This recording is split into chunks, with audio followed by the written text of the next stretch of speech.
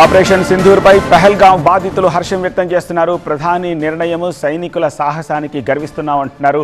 ఉగ్రవాదం పూర్తిగా తుడిచిపెట్టేయాలి అంటున్నారు పహల్గాం బాధితులు. దేశానికి సైనికులు చేస్తోన్న సేవ వెలకట్టలేనిదని, ఈ సమయంలో సైనికులకు అందరూ అండగా నిలవాలి అన్నారు. సైనికులకు ఆల్ ద బెస్ట్ చెప్తూ ఉగ్రవాదంపై విజయం సాధించాలంటున్నారు పహల్గాం బాధితులు.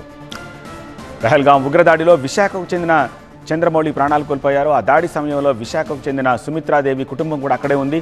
ఉగ్రదాడిని తలచుకొని ఇప్పటికీ ఆ కుటుంబం వణికిపోతోంది. పహల్గాం బాధితుల్లో ఒకరైన సుమిత్రాదేవి ఏమంటున్నారో మా సీనియర్ కరెస్పాండెంట్ ఖాజా అందిస్తారు.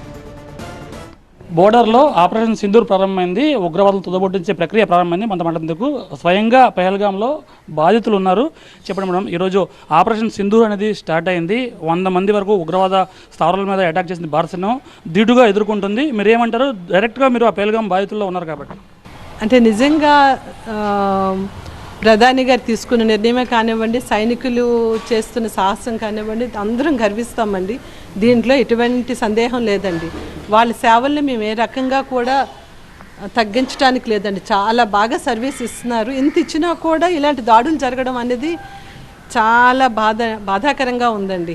ఆపరేషన్ సింధూర్ అంటే ఎవరినైతే సింధూరం తుడిచిపెట్టారో అదే పేరుతో ఈరోజు ఆపరేషన్ పెట్టారు. ఏమంటారు మీరు దీనికి? మరి చాలా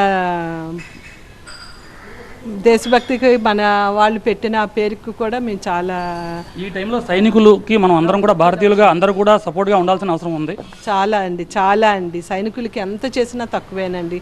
వాళ్ళ ప్రాణాలని త్యాగం చేసి ఇంతగా సర్వీస్ ఇస్తున్నారంటే వాళ్ళందరికీ కూడా భారతదేశం తరపున అందరి తరపున కూడా. అంటే ఉగ్రవాదం ఏ మూలన ఉన్నా ఏం చేయాలి మేడం? భారత ప్రభుత్వం మీరు ఏం కోరుకుంటున్నారు? ఉగ్రవాదం అనేది పూర్తిగా తుడిచిపెట్టుకోవాలనే కోరుకుంటామండి. అసలు ఎక్కడా కూడా ఇలాంటివి జరగకూడదండి. ఎందుకంటే సామాన్య ప్రజలు ఇలా అయిపోవటం అనేది చాలా బాధ అండి. ఒకటి, మాకు ఇప్పుడు ఇంత జరుగుతున్నా కూడా మా వాళ్ళు ఎవరు మళ్ళీ తిరిగి రారు కదా అండి. ఆ బాధ కూడా మాకు చాలా ఎక్కువ ఉంటుందండి. మేము ఇప్పటికీ ఆవిడని చూడలేకపోతున్నాము. అసలు అంత మంచి ఫ్రెండ్స్. ఈ బాధను మాత్రం మరి మేము ఎప్పటికీ మర్చిపోలేమండి. మాకు ఎప్పటికీ న్యూస్లు చూస్తుంటేనే మాకు ఇంకా భయం పోవటం లేదండి. బోర్డర్లో పాకిస్తాన్ మీద దాడులు చేస్తున్న సైనికులకి మీ తరపున ఒక మెసేజ్ ఏమంటారు? అందరికీ ఆల్ ది బెస్ట్ చెప్తున్నామండి సైనికులకి.